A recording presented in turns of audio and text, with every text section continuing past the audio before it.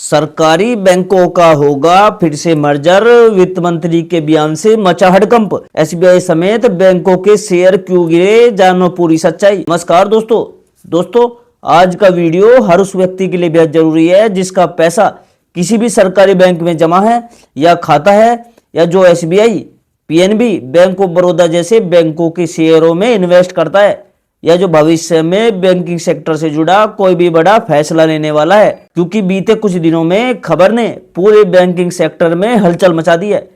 खबर यह है कि वित्त मंत्री के एक बयान के बाद सरकारी बैंकों के मर्जर की चर्चा फिर से तेज हो गई है, और इस चर्चा के चलते एसबीआई समेत कई सरकारी बैंकों के शेयरों में भी तेज गिरावट देखने को मिली है। अब सवाल ये उठता है कि आखिर वित्त मंत्रालय ने ऐसा क्या कहा जिससे बाजार में डर फैल गया। क्या सरकार सच में फिर से सरकारी बैंकों को मिलाने जा रही है? क्या आने वाले टाइम में कुछ बैंक खत्म हो जाएंगे? और सबसे बड़ा सवाल, क्या आम आदमी के पैसे पर इसका कोई खतरा है? आज की इस वीडियो में हम इन सभी सवालों का जवाब बिल्कुल आसान भाषा में, फैक्ट के साथ और बिना किसी अफवाह के समझने की कोशिश करेंगे। तो वीडियो को लास्ट तक देखना, इसकी बिल्कुल भी मत करना, फिर बाद में मत कहना कि ये नियम हमें नहीं पता थे। दोस्तों, सबसे पहले हमें यह समझना होगा कि सरकारी बैंकों का मर्जर कोई नई बात नहीं है। अगर हम पिछले 10 से 12 सालों की बात करें तो सरकार पहले भी कई बड़े बैंक मर्ज कर चुकी है। कभी देना बैंक और विजय बैंक को बैंक ऑफ बड़ौदा में मिलाया गया, तो कभी ओरिएंटल बैंक ऑफ कॉमर्स और यूनाइटेड बैंक का पंजाब नेशनल बैंक में विलय कर दिया गया था। उस समय भी यही कहा गया था कि भारत को कम लेकिन मजबूत बैंक चाहिए। सरकार का तर्क हमेशा यही रहा है कि जब भी बैंक छोटे छोटे होते हैं तो उनके पास ना तो पर्याप्त पूंजी होती है, ना ही वे बड़े प्रोजेक्ट्स को फाइनेंस कर पाते हैं। जैसे जैसे अर्थव्यवस्था बड़ी होती है वैसे वैसे बैंकों को भी मजबूत बनना पड़ता है। इसी सोच के तहत बैंक मर्जर को एक समाधान के रूप में देखा गया। अब हाल ही में वित्त मंत्रालय के एक सार्वजनिक मंच से यह कहा गया कि सरकार चाहती है कि भारत के बैंक वैश्विक स्तर पर प्रतिस्पर्धा करने लायक बने, उनकी बैलेंस शीट मजबूत हो और वे अंतर्राष्ट्रीय बैंकों के साथ खड़े हो सके। इस बयान को सुनते ही बाजार ने अनुमान लगाना शुरू कर दिया कि सरकार शायद फिर से बैंकिंग सेक्टर में कंसोलिडेशन यानी मर्जर की तैयारी कर रही है। यहीं से असली समस्या शुरू होती है, क्योंकि बाजार और आम जनता अक्सर बयान और फैसले के बीच का फर्क नहीं समझ पाते। वित्त मंत्रालय ने यह नहीं कहा कि कल से बैंक मर्जर शुरू हो जाएगा, लेकिन बाजार ने पॉसिबिलिटी को रियलिटी मान लिया, और जैसे ही अनसर्टेनिटी बढ़ती है शेयर बाजार में गिरावट आना शुरू हो जाती है। अब बात करते हैं एसबीआई की। एसबीआई भारत का सबसे बड़ा सरकारी बैंक है और बैंकिंग सेक्टर का बैकबोन भी माना जाता है। जब भी सरकारी बैंकों को लेकर कोई भी पॉलिसी लेवल चर्चा होती है तो उसका सबसे पहला असर एसबीआई के शेयर पर ही दिखता है। हाल ही में जो गिरावट एसबीआई और दूसरे पीएसयू बैंक में दिखी, वह किसी घोटाले, घाटे या खराब नतीजों की वजह से नहीं थी, बल्कि फ्यूचर अनसर्टेनिटी और स्पेकुलेशन की वजह से थी। दोस्तों, शेयर बाजार को सर्टेनिटी पसंद है, अनसर्टेनिटी नहीं। जैसे ही यह शक पैदा होता है कि भविष्य में कुछ बदलाव हो सकता है, जो निवेशक होते हैं वो क्वेश्चन हो जाते हैं। कुछ लोग मुनाफा निकाल लेते हैं, कुछ लोग डर के मारे सेलिंग शुरू कर देते हैं। इसी वजह से सरकारी बैंकों के शेयरों में दबाव देखने को मिला। अब यहां समझना बहुत जरूरी है कि बैंक मर्जर का असर तुरंत नहीं पड़ता। यहां कोई ओवरनाइट फैसला नहीं होता। जब भी सरकार बैंक मर्ज करती है तो उसके पीछे महीनों की प्लानिंग होती है, आरबीआई की मंजूरी और कानूनी प्रक्रिया होती है। इसलिए सिर्फ एक बयान के आधार पर पैनिक करना समझदारी नहीं है। अब बात करते हैं आम खाता धारक की, जिसका बैंक में खाता है। सबसे ज्यादा डर आम आदमी को ही लगता है कि कहीं बैंक मर्जर के चक्कर में उसका पैसा ना फंस जाए। दोस्तों, आपको बिल्कुल साफ साफ बता दे, आपका पैसा सुरक्षित है। भारत में कोई भी बैंक मर्जर आरबीआई की निगरानी में होता है और डिपॉजिटर इंटरेस्ट को सबसे ऊपर रखा जाता है। अगर भविष्य में कभी मर्जर होता भी है तो खाता धारकों को कुछ प्रैक्टिकल बदलावों का सामना करना पड़ सकता है, जैसे आईएफएससी कोड बदल सकता है, पुराने चेकबुक की वैलिडिटी सीमित समय के लिए रह सकती है, या नेट बैंकिंग और मोबाइल बैंकिंग में कुछ समय के लिए दिक्कत आ सकती है। लेकिन यह सब टेम्परेरी होता है और धीरे धीरे सब नॉर्मल हो जाता है। पिछले मर्जर जब हुआ था दोस्तों, हमने यही देखा था।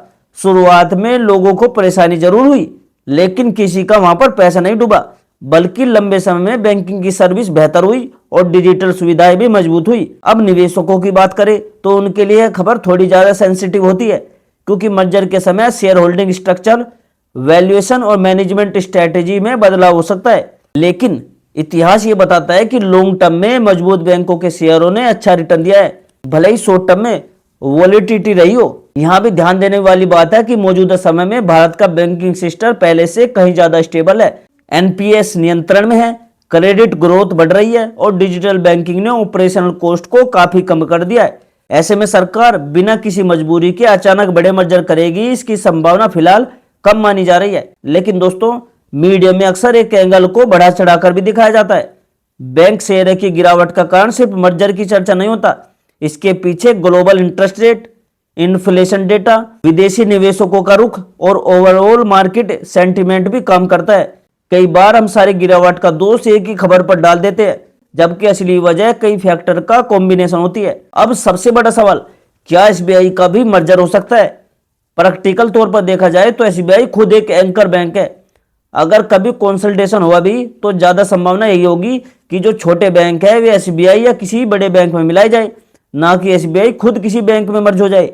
इसलिए सिर्फ हेडलाइन देखकर डरने की जरूरत नहीं है। दोस्तों, सरकार का असली मकसद बैंकिंग सिस्टम को कमजोर करना नहीं बल्कि मजबूत बनाना है। बैंक मर्जर को सरकार एक टूल के रूप में देखती है, ना कि डिफॉल्ट सॉल्यूशन के रूप में। दोस्तों, मैं आपको कुछ ऐसी बातें बताता हूं, अगर जो बैंक मर्जर होता है तब आपको इन चीजों का फायदा मिलेगा, इन टिप्स का फायदा मिलेगा। देखो, जब भी सरकारी बैंकों के मर्जर की खबर आती है, सबसे पहला नुकसान उन लोगों को होता है जो बिना पूरी जानकारी के घबरा जाते हैं। पिछले बैंक मर्जर के दौरान देखा गया था कि जिन लोगों ने डर के कारण अपनी एफडी समय से पहले तोड़ दी या बैंक शेयर जल्दबाजी में बेच दिए, उन्हें बाद में पछताना पड़ा। जबकि जिन्होंने पेशेंस रखा और पूरे प्रोसेस को समझकर फैसला लिया, उन्हें लॉन्ग टर्म में फायदा मिला। बैंक मर्जर से नुकसान कम और पैनिक से नुकसान ज्यादा होता है। एक और बड़ी गलतफहमी ये होती है कि बैंक मर्जर के बाद आपकी पुरानी एफडी पर ब्याज कम कर दिया जाएगा, जबकि सच्चाई है कि बैंक मर्जर के बावजूद आपकी जो एफडी चल रही है वो ओरिजिनल इंटरेस्ट रेट पर ही चलती रहती है जब तक उसकी मैच्योरिटी पूरी नहीं हो जाती। मर्जर होने से बैंक को यह अधिकार नहीं मिल जाता कि वह पहले से किए गए कॉन्ट्रैक्ट को बदल दे। इस बात को याद रखना। बैंक मर्जर के समय सबसे ज्यादा परेशानी उन खाता धारक को होती है जिनकी केवाईसी पूरी नहीं होती। जब दो बैंकों के सिस्टम आपस में मर्ज होते हैं तब डेटा वेरिफिकेशन की प्रक्रिया फास्ट हो जाती है। अगर आपकी केवाईसी अपडेट नहीं है तो अकाउंट पर टेम्पोरेरी रिस्ट्रिक्शन लग सकती है। इसलिए मर्जर की चर्चा शुरू होते ही सबसे समझदारी भरा कदम होता है अपनी केवाईसी को तुरंत अपडेट करा लेना। जब सरकारी बैंकों के शेयर गिरते हैं तो लोग मान लेते हैं कि बैंक कमजोर हो गया, जबकि असलियत यह है कि शेयर गिरने का बड़ा कारण बैंक की फाइनेंशियल हालत नहीं बल्कि मार्केट सेंटीमेंट और स्पेकुलेशन होती है।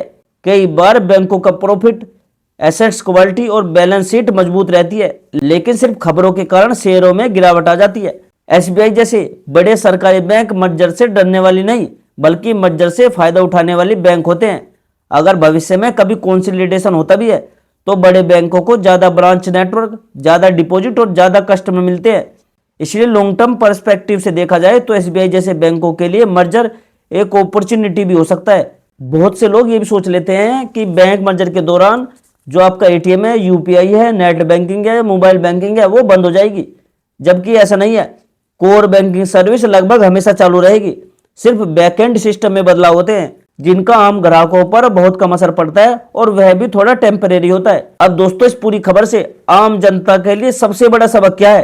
पहला है अफवाहों से बचो। दूसरा, व्हाट्सएप और यूट्यूब की आधी अधूरी खबरों पर भरोसा ना करो। अगर आपको कोई भी सच्ची खबरें देखनी है, ऑफिशियल न्यूज देखनी है तो इस चैनल को सब्सक्राइब कर लो, क्योंकि इस चैनल पर ऑफिशियल न्यूज मिलेगी आपको। अंत में दोस्तों, मैं यही कहूंगा कि सरकारी बैंकों का मर्जर अभी सिर्फ चर्चा के स्तर पर है, कोई भी फाइनल फैसला भी नहीं हुआ। शेयर बाजार में उतार चढ़ाव हो चलता ही रहता है, ये आपको पता है, लेकिन मजबूत फंडामेंटल्स वाले बैंक लंबे समय में टिकते हैं। दोस्तों, अगर आपको ये वीडियो इन्फॉर्मेटिव लगी हो तो इसे ज्यादा से ज्यादा लोगों तक पहुंचाइए, क्योंकि सही जानकारी फैलाना आज के समय में सबसे ज्यादा जरूरी है। क्योंकि लोगों को सही जानकारी नहीं होती और वे अफवाहों पर भरोसा कर लेते हैं या आधी अधूरी खबरें देख लेते हैं। और दोस्तों, मैं मिलता हूं आपसे अगली वीडियो में एक नई जानकारी, एक नए अपडेट के साथ। तब तक के लिए जय हिंद, जय भारत।